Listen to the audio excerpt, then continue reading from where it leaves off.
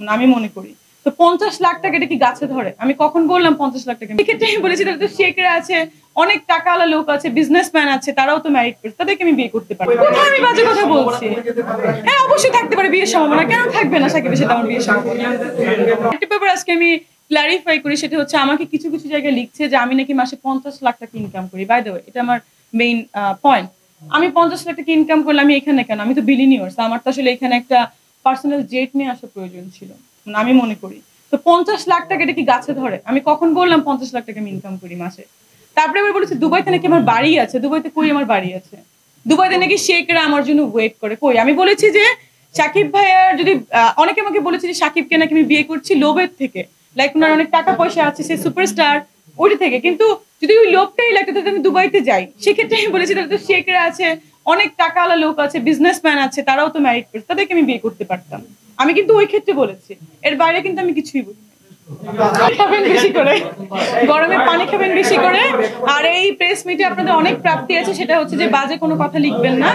আর এটাই অপশনটা দিবেন যে সাকিবকে নিয়ে আমি কোনো বাজে কথা বলি নাই। আমি তাকে রেসপেক্ট করি, তাকে ভালোবাসি, পছন্দ করি। He is the superstar. আমি কেন বাজে কথা তাকে নিয়ে বলবো? আর তার যে ফ্যান ফলোয়ার্স আছে আমাকে নিয়ে অনেক বেশি ট্রোলিং করছে যে আমি তাকে নিয়ে বাজে কথা বলছি। কিন্তু কোথায় আমি বাজে কথা বলছি? হ্যাঁ, অবশ্যই থাকতে পারে বিয়ের সম্ভাবনা। কেন থাকবে না সাকিবের সাথে আমার বিয়ের সম্ভাবনা? হ্যাঁ, গুঞ্জন তো যে সিনেমা সাইনিং করা নিয়ে বা কথা হওয়া নিয়ে এখান থেকেই গুঞ্জনটা শুরু হয়েছিল।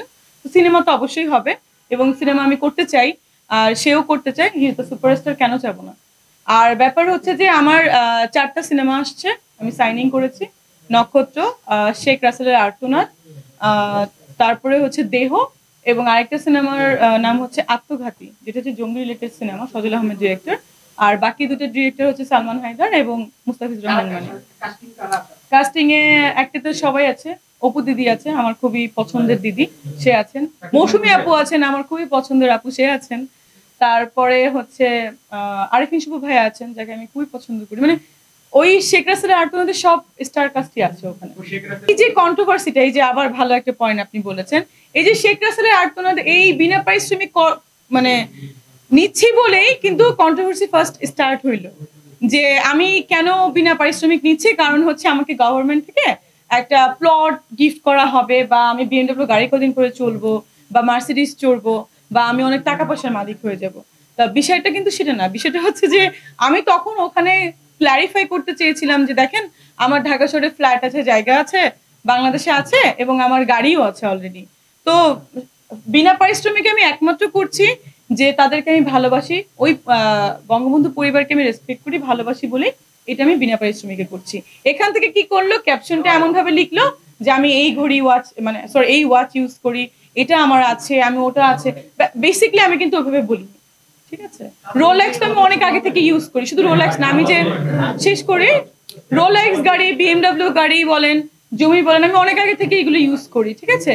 তারপরে এই যে ড্রেসটা উপরে সেটাও বলতে যাবে না, তারপরে জানবেন it's a very well known brand. So আমি কিন্তু এরকম কিছু কখনো বলি না।